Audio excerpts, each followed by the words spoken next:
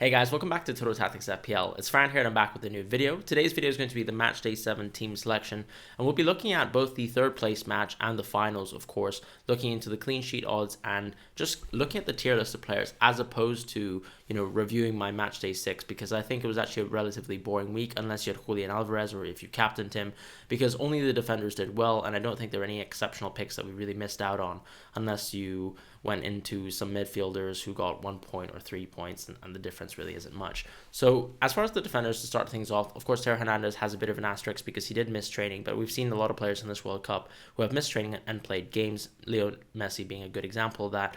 And of course, he will be playing versus Leo Messi in this game. Leo Messi, of course, is seen as more of a kind of traditional right-wing player, but he is actually more of a striker for this Argentina team. You can see him operating in those positions. Of course, he will duel the left center back at times and also the left back, so he will be occupying that kind of half space there, and hopefully he can pull out some magic. And of course, Leo Messi being so good does make Teo Hernandez a bit of a risky pick, but looking at the clean sheet odds, I actually think it still makes sense to go with some French defenders. And if you're ever going to go with one, it's going to be Teo Hernandez, right? He has so many high attacking returns. And the clean sheet odds do suggest actually that both France and Argentina are capable of keeping a clean sheet. I think more so at least than Croatia and Morocco. I do think the odds are absurdly low for Morocco and Croatia, and I think the expectation there is that, first of all, you've had so many injuries for this Moroccan team. They've suffered so many defensive mishaps, and a lot of these players might not actually find themselves playing for a kind of third place match that some people find inconsequential. And of course, with Croatia, you have players like maybe Modric, who already had played his last game. I wonder if he's actually going to play again. So that sort of thing is worth looking into when we look into the lineups and whether we actually think they're good clean sheet odds. The betting odds do suggest that Croatia will actually win versus Morocco quite significantly. I think if you want to go that way, make some huge punts towards this Croatian team, which I actually think is very tough, because the only punt will be one in the forward position that we'll talk about very soon. I do think Juranovic is a better option because Sosa for me was horrific in the previous match, in Matchday 6. I thought he made so many poor touches, was incapable of even keeping the ball calmly to his feet, and of course we saw the huge mishap there with the Julian Alvarez first goal. And I'm not going to really talk much more about Sosa's performance. The situation with Croatia is that they don't really have someone to replace him who is as effective and comfortable in possession. So maybe there is a chance that Sosa plays, but the reason why he's in the third tier is really because he's not an asset that I rate very well. Juranovic has had good and bad games. I think mostly good ones here, of course, much better than his season in Celtic, but I think he's the asset to look at. He's been increasingly involved in good offensive positions for Croatia when possible, and Croatia aren't a team that attack too much, but especially with the Moroccan injuries, maybe with some substitution, some rotation, you could find a good scope to go for a Juranovic pick here, especially since you can actually simply just replace him out with some of your French and Argentine assets very, very shortly. As far as Acuna, I think what's interesting about him is he's gotten a lot of clean sheets because he gets subbed off so early in the game. So we could see another repeat situation here where Acuna plays for around 60 minutes and then they require on Tagliafico to come on and play. I wonder whether that would be the case, because Tagliafico did play a lot of minutes in the previous game because Acuna was suspended. And I do also think that Tagliafico has really been poor this tournament, whereas Acuna, even though he's not been the best attacker, has occupied good spaces, has defended very well, notably versus Denzel Dumfries as well. So I do think that Acuna is one of those assets to think about if you are investing into the Argentine defense. And if you don't already have Molina, he could be someone that you move into at this point in time. As far as Hakimi, I think he's also a great ace in the hole. Looking back at the first Croatia versus Morocco game back into the group stages, you'll see that Croatia were actually heavily attacked on that right-hand side, and Sosa was playing there. He wasn't having a bad match per se, but you could clearly see that this Moroccan team were very much hedging around Ziyech and Hakimi. And Hakimi got a lot of touches in that match and had a very, very eventful match as well. So I do think he will find chances to be involved in this game here. And his pace is something that I don't really think Sosa or even Perisic can really deal with on the overlap. Hopefully he'll be able to find some spaces there. And of course we talked about the set piece impacts of Ziyech as well. So having Hakimi and Ziyech locked down, I think, is essential for this third place match, because if there is a chance that Morocco pull up another upset, I think it will be through players like Hakimi and Ziyech as opposed to someone like En-Nesyri. As far as Molina, Otamendi, Varane, Koundé, these are all players that I think are great. I just think Molina has probably the chance to play 90 minutes. So when we look at the Acuna situation, I think Molina is someone who will play the 90. Acuna could be subbed off at 60 minutes. And of course, that completely changes whether you get a clean sheet or not from Acuna or Molina. Molina has been the better attacker, I would say, but the clean sheet edge might actually benefit someone who plays less minutes in Acuna. So that's why I've kind of tiered Acuna above, even though I myself own Molina as an asset. As far as Otamendi, Varane, Koundé, I think they're very similar assets. I thought Varane had a very recently good game, but that doesn't really mean anything for fantasy. You're looking for goals, and of course the chances of contributions from these players are very different. Koundé is someone who you would most likely think could get an assist, maybe through a kind of long, deep cross, which he's capable of pulling out. Varane, of course, the set-piece header, which is very rare and hard to come by at times. And then Otamendi, a very similar situation, or he could just simply pass to Messi, which is what he did in one of those recent games where he got an assist. And of course, Sosa, as I said, I don't really rate him too much of an asset, but as I said, I think it's still much better to go for the fullbacks, the ones who are actually playing much better this tournament in terms of Juranovic, or players who actually get subbed off early enough to get a clean sheet bonus, which could be Acuna, especially if we expect this final affair to be quite timid.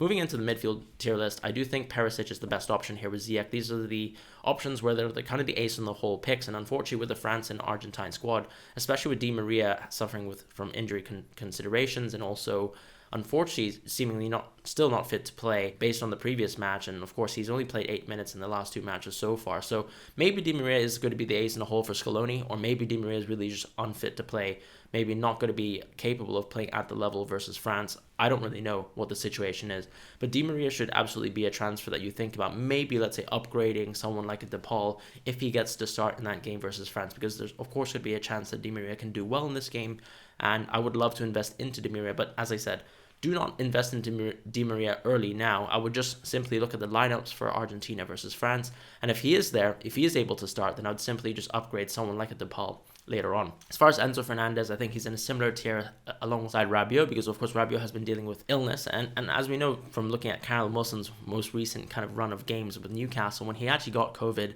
and he was ill, he was actually very poor, and there is a chance of course that Rabiot might not have recovered fully enough. He's not also been in training as much, and there's of course the chance that he might not play his best game. He might only play 60-70 minutes, something like that. So I think that's the kind of situation, the asterisk with Rabiot. We'll see what happens, and of course follow what Deschamps says about him, but I do think Rabiot has actually got the best underlying stats from all the box-to-box mids in this tournament, so he is an interesting pick to go for. Is he a top option? Probably not. Enzo Fernandez, I think, in a similar camp with McAllister as well, because McAllister is someone who can play on the left-hand side, but as you've seen in recent structures where Argentina has played as a centre mid, so that really depends on what you'd like to see from the Argentina lineup. If we get some news of whether McAllister plays in a much more advanced position, then that's going to be much more beneficial to him. That might push him towards a green asset. Whereas Enzo Fernandez, I think, he's been a constant in these matches, and he actually takes a lot of shots on target. So I do like Enzo Fernandez regardless. I think I would still price him, of course, as a kind of B-tier asset just because he is a box-to-box mid. And with Modric, you've got the security blanket of penalties at times. He hasn't really delivered much this tournament, but of course he's still a much better gamble than other players like a Kovacic or an Amrabat, right? So when you're looking at that third tier, the reason why I like DePaul is because maybe if you expect for DePaul to be involved in the final, play 90 minutes, he is someone who gets to operate in good attacking positions, whereas like a team like Morocco, even though they have great players like Unaki and Amrabat, I don't really see them taking shots, whereas DePaul still will find spaces to actually take shots in this team. So I think that's the main difference there. Boufal, of course, is a great pick and a great differential to go at, but as I said in the previous match, I don't really think he was very effective versus Croatia, and potentially I'll see the same patterns of play where they play through Hakimi and Ziyech once again. And of course, we've been talking about Mazraoui and how him actually not being involved within this Moroccan team has actually weakened Boufal and his impactfulness. I think Boufal had his best game versus Spain. Whether that actually is something that maybe could have been like a peak game, or Marcos Llorente, if you'd like to see him as a terrible defender, fair enough. But I think Boufal, of course, it hasn't really shown too much since that game, and I don't think he's an option to really rely on. And Tchouaméni, of course, we know that there's a training injury. They're very similar to the Theo Hernandez situation. He's a defensive mid who scored a wonder goal versus England, but beyond that, I don't really see the value behind him, so I'm not going to pick him. As far as the forwards, I think Messi and Mbappe are clearly the best options, and I think it's a toss-up then if you can actually afford Griezmann to go for him, and then simply to just go between Alvarez and Giroud. So with Griezmann, of course, you have the kind of set-piece threat there, the attacking, the passing threat, and he hasn't really been that interesting because, of course, we're looking for goals in this tournament, and someone in the forward position, unfortunately, is very much stifled unless they score goals. Getting an assist doesn't really seem to provide that much value. You can see the difference and the gulf in points between Griezmann and Giroud as a good example of that. But I think just for one game, if it's a very compact game, and if you're expecting someone who's actually played astoundingly well this tournament to do well for one match, I think Griezmann could be your one differential punt in the forward position, because a lot of people will be moving to Alvarez from Giroud, and maybe if you want to go for yet again another differential, Griezmann might be your man. And Nesri is someone that I've suggested here. But I actually think Kramaric is actually going to be a great differential punt. And I haven't actually added Kramaric here because I think Kramaric is sadly a situation that is necessitated upon the lineups with Croatia. If he gets to start versus Morocco, and I think he gets to play, then I think it could be quite interesting to invest into Kramaric. He had a great game versus Canada. But beyond that, I don't really see the value of taking a differential punt. I think I'd probably keep all my forwards within the Argentina and France game, hope for a lot of goals there. Or, of course, you could just bank into En-Nesyri or whoever starts in the striker position for Croatia. I think that's a decent enough kind of punt there. But this match day really should be about getting midfielders and attackers involved in both these matches. And I think midfielders is where you can actually invest into the Croatian and Moroccan match because you have much better options there. You have much more technical players from the Moroccan team who are actually midfielders that classified in the game. And then also similarly with Croatia, where you have the set piece threat with Modric or someone like Perisic, who's been a great attacker so far for Croatia historically and also in this tournament. So those are kind of my thoughts on those players and the tier list as it stands.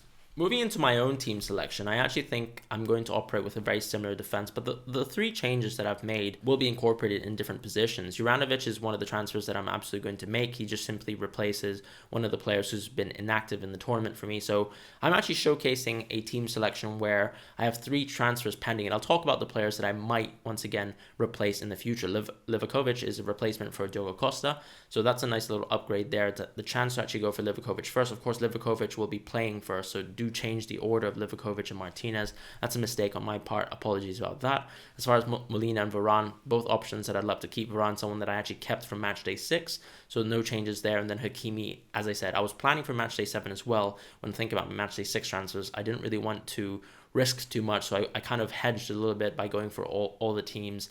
And that didn't really work out well because, of course, the French team and the Argentine team also got clean sheets. And the French got a much more iffy clean sheet, but they still got it notwithstanding. And of course, I did suffer a little bit from that because I think a lot of people did make some late moves into players like Fofana or even Konate. As far as Theo Hernandez, of course, you're going to keep him if he is ready to play. If he's not ready to play, I actually think it might make sense to go for another Argentine defender. That does really stifle the French attack. And of course, I think there's a good chance here that Argentina could keep a clean sheet because the attacking threat of the French team isn't too high in my personal opinion. I think, of course, Mbappe has been lethal this tournament. In some of these tougher games, he has been shut down a little bit. And then, of course, Griezmann has been the main man. And he has been their best player. So I think one more attacking edge taken out from this French team is going to make them suffer.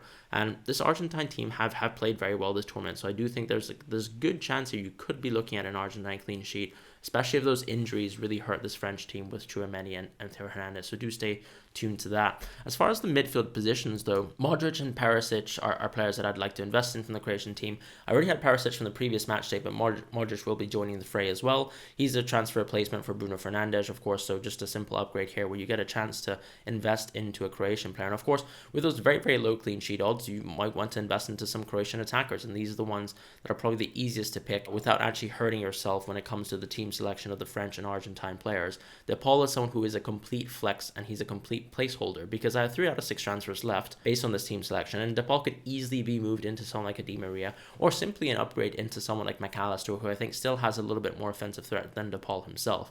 As far as Ziyech, you're looking at a player who hopefully will play well versus this Croatia team. As I said, Sosa has been a bit of a liability.